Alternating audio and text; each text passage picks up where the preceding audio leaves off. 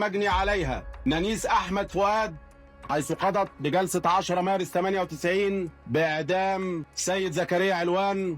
وقد وافق السيد رئيس الجمهورية على تنفيذ حكم الإعدام حسبما أشر به سيادته على الحكم. أشهد أن لا إله إلا الله أشهد أن لا إله إلا الله وحده لا شريك له وحده لا شريك له أشهد أن محمدا عبده ورسوله. أشهد أن محمد رسول الله. دي أول وأشهر جريمة اتنفذ فيها حكم الإعدام على الهواء مباشرة.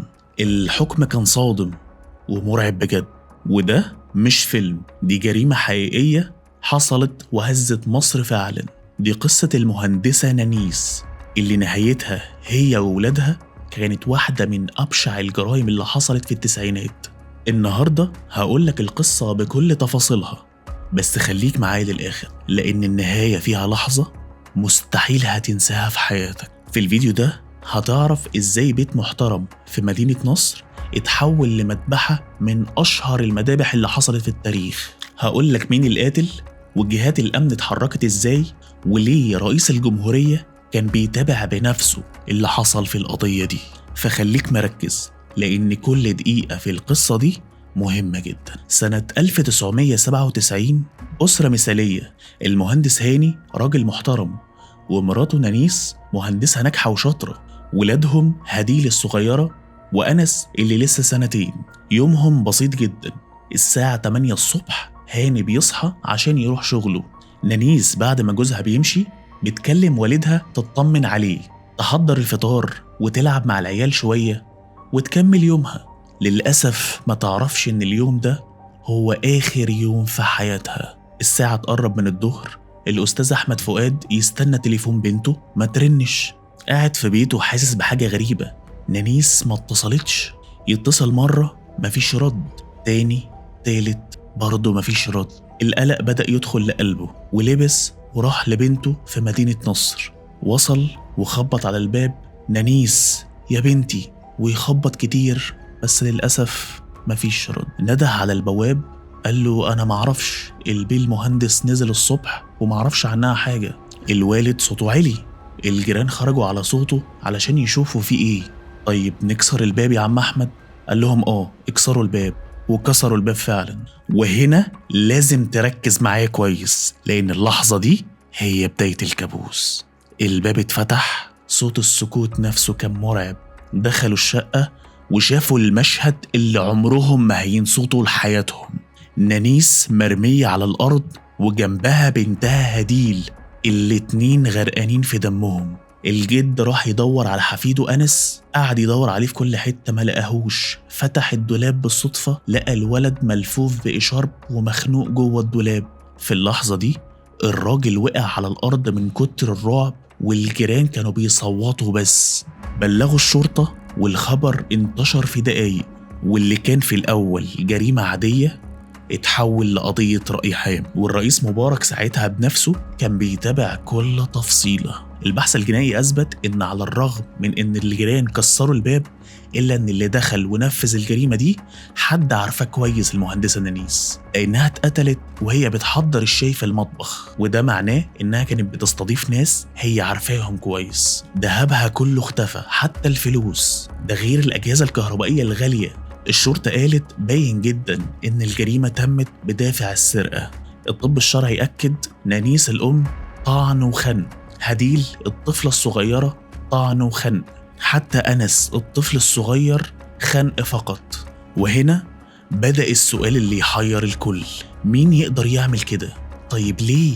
المهندس هاني هو أول واحد يتشك فيه، بس تم إثبات إنه كان موجود في شغله ساعة الجريمة، وشهود كتير أكدوا كلامه، فتم استبعاده من دايرة المشتبه فيهم.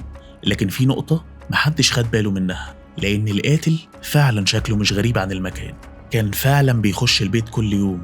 الشرطة بدأت تشك في الجيران، في الأصحاب، في كل الناس اللي حوالين نانيس وهاني، لحد ما واحدة من صديقات نانيس قالت جملة قلبت الدنيا كلها. في شخص كان معجب بنانيس زمان وحاول يتواصل معاها كذا مرة، بس هي صدته بطريقة حادة جدا. الشرطة جابت اسمه واكتشفوا انه شغال بره مصر، بس المفاجأة انه كان موجود جوه مصر ساعة ما حصلت الجريمة دي، واتضح انه كان حاجز تذكرة سفر تاني يوم. تم منعه فورا من السفر واتحقق معاه، لكن طلع بريء تماما. هنا كان في ضغط رهيب على رجال الشرطة، الإعلام بيغلي والمجتمع مرعوب وعايزين يوصلوا للجاني بأسرع وقت ممكن، ده غير رئيس الجمهورية اللي كان الموضوع شاغل باله في فترة من الفترات. لكن الصدفة طلعت هي الحل في القضية دي.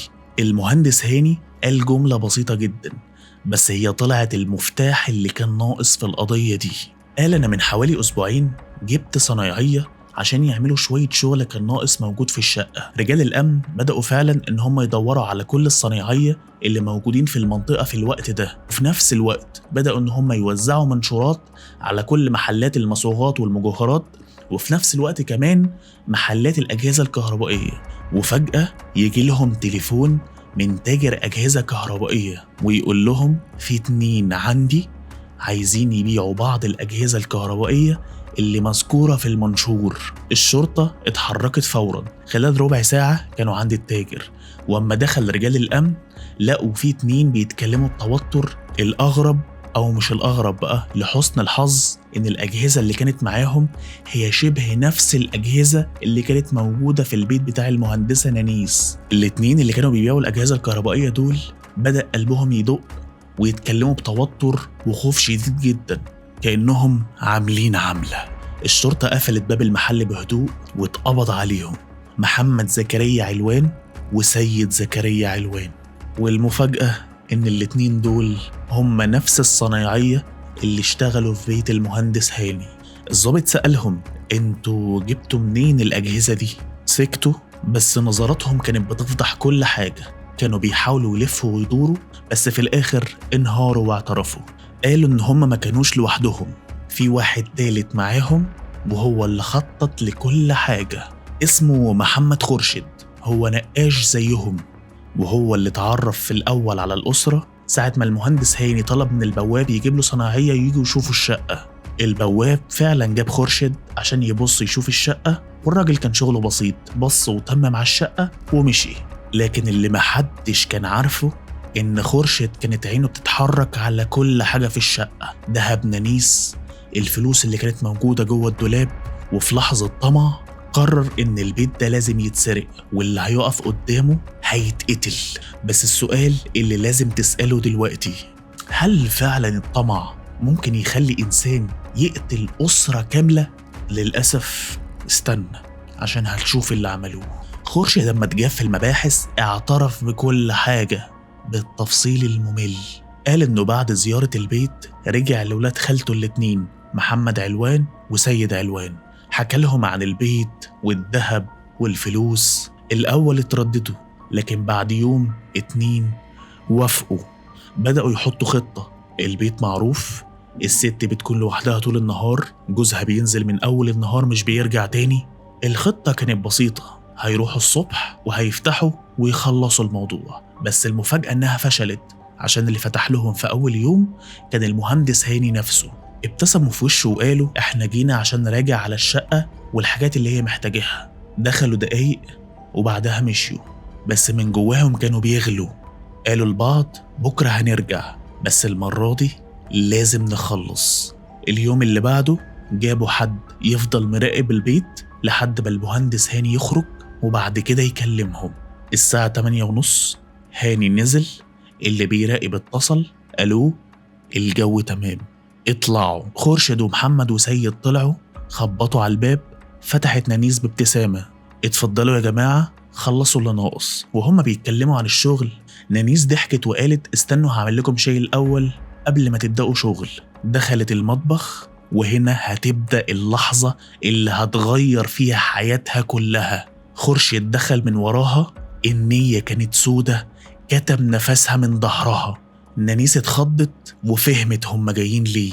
قالت لهم خدوا كل حاجة بس سيبوني أنا وولادي. لكن هو مش سامع، عينه كان فيها جنون.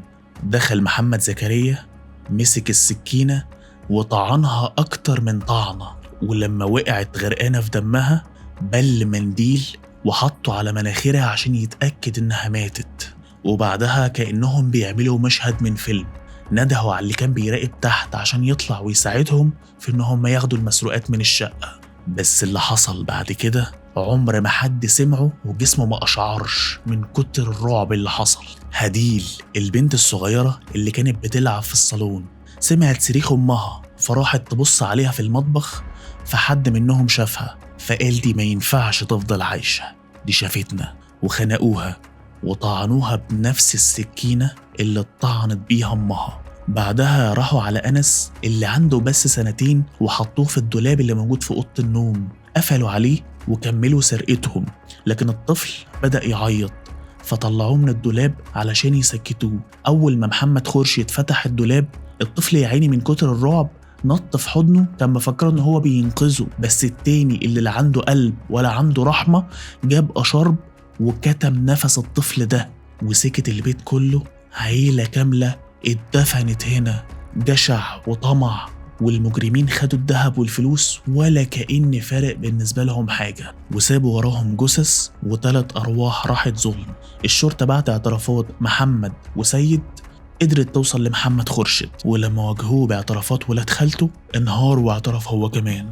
اعترف بنفسه بنفس التفاصيل ونفس الجريمة البشعة. دلوقتي كل حاجة بقت واضحة، أدلة موجودة، اعترافات موجودة، متهمين موجودين. بس استنى عشان لسه المفاجأة الأكبر جاية. اللي حصل بعد كده في المحكمة هي حاجة ما حصلتش في التاريخ تاني.